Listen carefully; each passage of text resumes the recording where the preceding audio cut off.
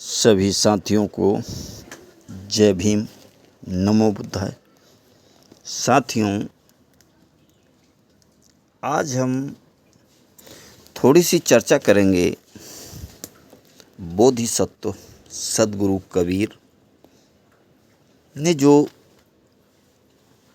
बीजक ग्रंथ की रचना हुई है।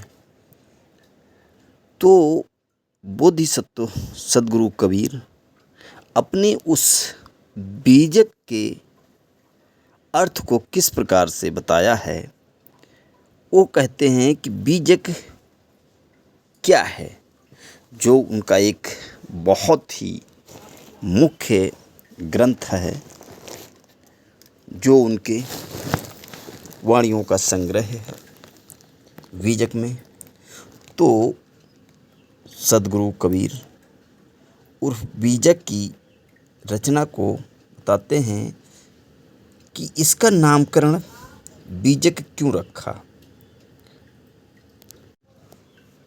बोधिसत्व सद्गुरु कबीर ने 37वीं रामायणी की साखी में कहा है कि बीजक बित्त बतावे जो बित गुप्ता होए, ऐसे शब्द बतावे जीव को बूझे बिरला कोई। अर्थात बीजक ग्रंथ जो है उस धन को बताता है जो कहीं गुप्त रूप से गड़ा हो। ठीक उसी प्रकार बीजक के शब्द ये जीव के वास्तविक स्वरूप को बताते हैं, परंतु इसे बहुत ही कम लोग समझ पाते हैं। कि जैसे पहले समय में बैंक तो होते नहीं थे और उस समय के लोग अपने धन को, जैसे सोना चांदी रत्नादि, इन सभी को धातु के पात्र में रख करके किसी गुप्त स्थान में गाड़ देते थे और उसे समझने के लिए ताम्र आदि किसी धातु पत्र पर सांकेतिक शब्दों को कोड वर्ड में लिख देते थे, जिसे उनके परिवार या अनुगामी लोग ही पढ़ पाते थे। ठीक उसी प्रकार से सद्गुरु कबीर ने बीजक को कहा है। इसीलिए बीजक के शब्द बहुत ही गूढ़ एवं रहस्यात्मक रूप से गढ़े हुए हैं। सांकेतिक शब्दों में धन का परिचय देने वाला वो ताम्रपत्र ही बीजक कहलाता था। ठीक उसी प्रकार से बीजक गड़े हुए गुप्त धन को बताता था। जैसे सद्गुरु कबीर का बीजक ये जो ग्रंथ है, ये मानव शरीर में छिपे हुए जीव तत्व का बोध कराता है कि जीव तत्व का है और इस भौतिक जगत के गूढ़ रहस्यों का उद्घाटन करता है। इसीलिए इसका नाम बोधिसत्व सद्गुरु कबीर ने बीजक रखा है। इस ग्रंथ में जगह जगह पर गूढ़ प्रयोग भी है, इसीलिए भी इसका बीजक नाम सही है। साखी प्रकरण की 27वीं साखी में बोधिसत्व सद्गुरु कबीर कहते हैं, 5 तत्व के भीतर गुप्त वस्तु अस्थाना और बिरला मर्म कोई पई है गुरु के शब्द प्रमाण। गुरु कहते हैं बीजक ग्रंथ के अंत में किसी बीजक मर्मी से संत के पाठ फल के रूप में साखियाँ बनाकर अलग से रख दी हैं, जो कि प्राचीन काल से चली आ रही हैं। उनमें कहा गया है बीजक का अर्थ है धन का पता एवं संदेश देने वाला। जिस जगह आत्मरूपी धन है, कबीर साहब जी के बीजक वचनों के द्वारा वही का उपदेश है।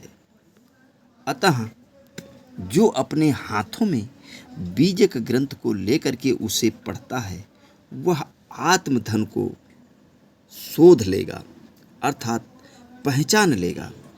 इसीलिए इस ग्रंथ का नाम सदगुरु कबीर ने बीजक रखा है, क्योंकि इसमें आत्म तत्व और माया मन का ज्ञान होता है।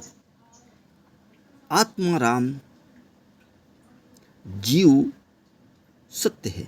यहाँ सदगुरु कबीर राम शब्द जो है उस मानव जीवात्मा को संबोधित करते हुए कहा है जो कि परम सत्य है, और मायाकृत मन मानंदी असत्य है। बीजक के गुरुमुख वचनों से इसकी यथार्थ परख करना चाहिए। इस ग्रंथ का नाम बीजक है। इसमें सार शब्द जो है निर्णय वचन है और ये प्रमाणिक है।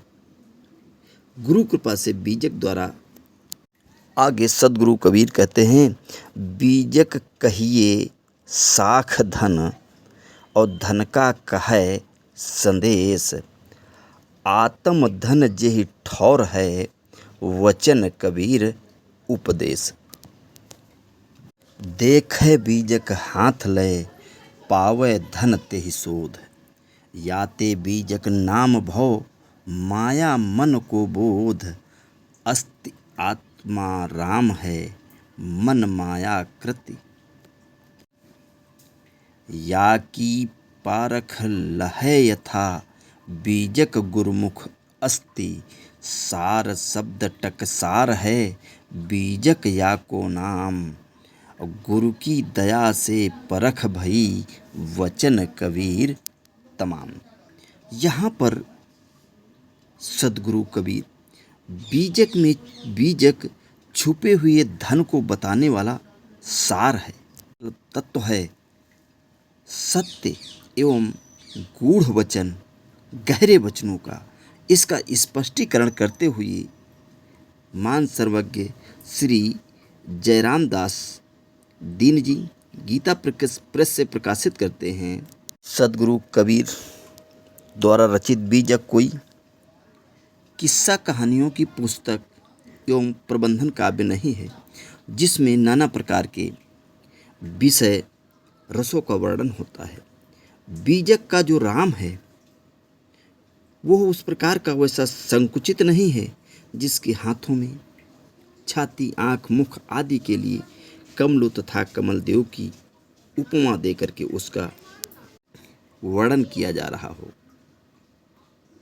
बोधिसत्व सदगुरु कबीर देव का बीजक जो ग्रंथ है वो सार्वजनिक सार्वभौमिक स्वरूप राम का परिचायक है और उसके ऊपर लगे हुए भ्रमजालों को छिलके की तरह उखाड़ फेंकने वाला है, जो निर्णयों और गूढ़ प्रयोगों से भरा है।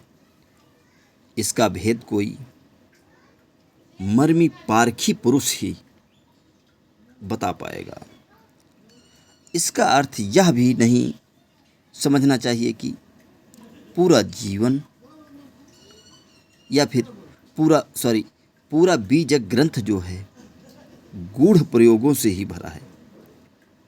पारिवारिक सामाजिक नैतिक चारित्रिक राष्ट्रीय एवं साधनात्मक विषय जो सर्वसाधारण के लिए अत्यंत उपयोगी हैं अत्यंत सरल शब्दों में वर्णित किया गया है।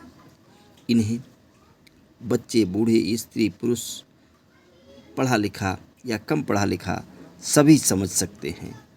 अब इसके आगे हम